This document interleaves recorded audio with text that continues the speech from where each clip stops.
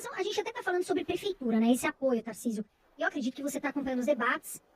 Infelizmente, a gente vê que tá tendo briga direto, né? Muitas brigas. Esses dias. Infelizmente, a gente viu essa situação. E eu queria saber por que você, Tarcísio, apoia o Nunes? Isso para mim é uma pergunta até bem fácil de responder. Eu sou governador do estado de São Paulo e eu estou indo, né? Estou aí no meu 21º mês de mandato. Estou indo por 2 anos praticamente de mandato. E nós temos projetos muito importantes. Não é possível fazer a diferença numa cidade deste tamanho, como São Paulo, se não tiver harmonia entre governo do estado e prefeitura. O que eu encontrei na prefeitura de São Paulo? Eu encontrei um prefeito que é extremamente parceiro do estado. Então, tem sido muito fácil lidar com o Ricardo Nunes. Primeiro, ele é um cara muito humilde, extremamente humilde. E é um cara extremamente trabalhador. E as pessoas, às vezes, confundem humildade com falta de força ou com falta de competência. Ele está fazendo muita coisa. E muitas das ações que o estado tem são conjuntas com a prefeitura. Vou dar um exemplo. Eu fui muito cumprimentado pela privatização da Sabesp. Não teria feito privatização da Sabesp sem o apoio da prefeitura, sem o apoio do Ricardo.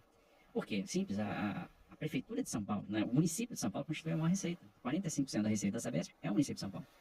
E o maior investimento que vai ser feito pela Sabesp vai ser feito em São Paulo. Dos 68 bi que vão ser feitos para universalizar o saneamento até 2029, 30 bi praticamente vão ser feitos na cidade de São Paulo. E tem a maior demanda para isso, né?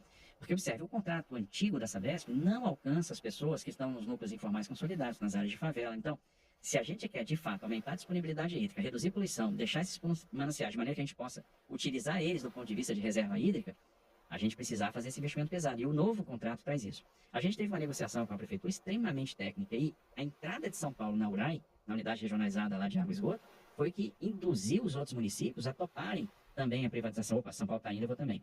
E isso se deu num ambiente muito tranquilo. Pega, por exemplo, a prefeitura está fazendo 72 mil imóveis de interesse social. O governo do estado está fazendo em parceria com eles 25 mil. Ou seja, se não tiver parceria, obra de contenção de cheia. Tem 7,6 bi de obra de contenção de cheia em andamento na cidade hoje.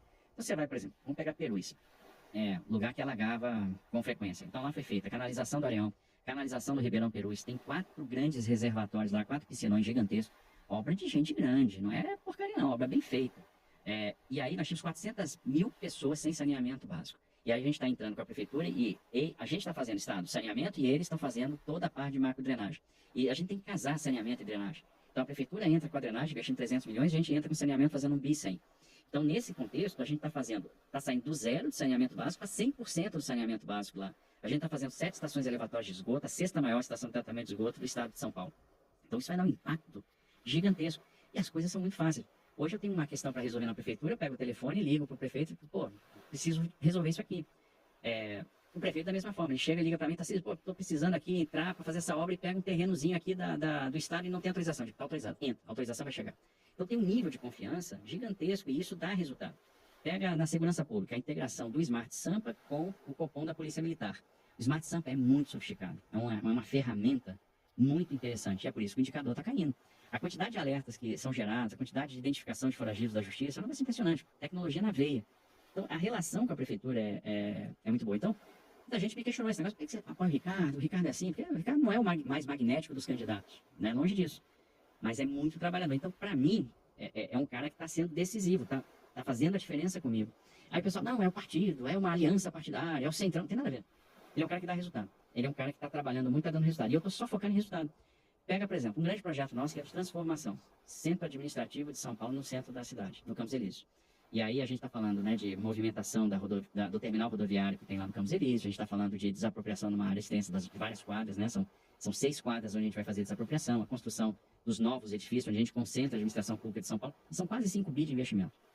E aquilo vai mudar a realidade. Quem está pegando a administração, o coração do poder, e levando para dentro da Cracolândia praticamente. Então tem uma lógica de discussão paulatina do crime. Tem uma lógica de redesenho imobiliário. O que o crime fez foi jogar imóvel para baixo a vida toda. O que a gente vai fazer agora? Vai jogar para cima. O Estado vai ocupar aquele terreno.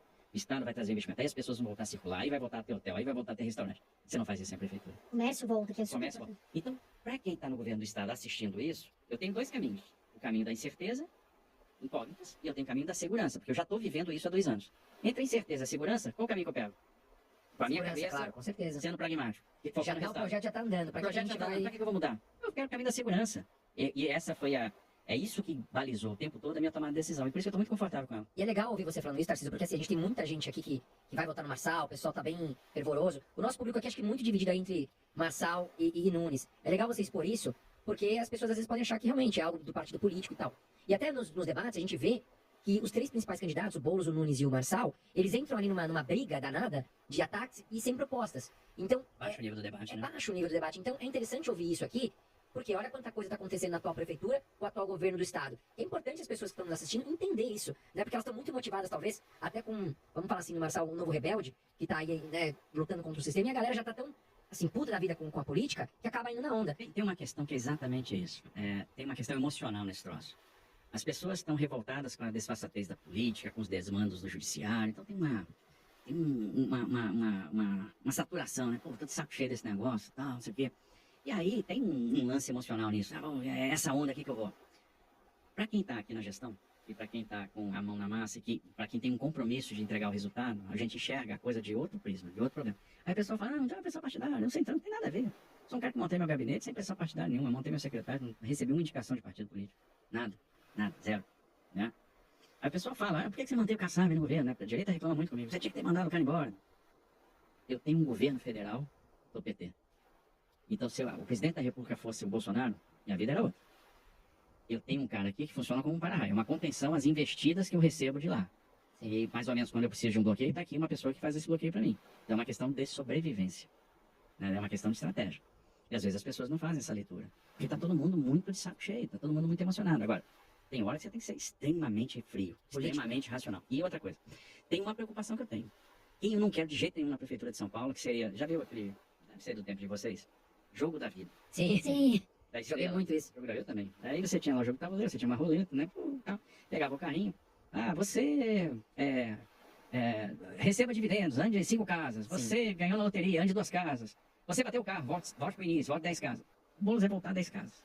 Porque ele, pelos compromissos que ele tem com os grupos que ele tem, e pela cabeça dele, ele é incapaz de fazer um bom trabalho de ordem pública. Então tudo que a gente está construindo na cidade vai por água abaixo com ele.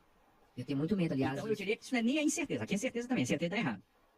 Só que eu sou um cara que sou movido por números. Eu sou o cara que leio 5 pesquisas, 3 trackings todos os dias. Eu fico lá, vendo número. O que eu tô vendo?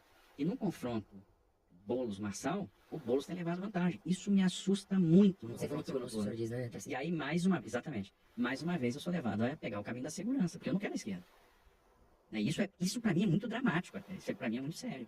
O Boulos é o maior risco hoje para São Paulo, na sua opinião, né? Sem dúvida nenhuma.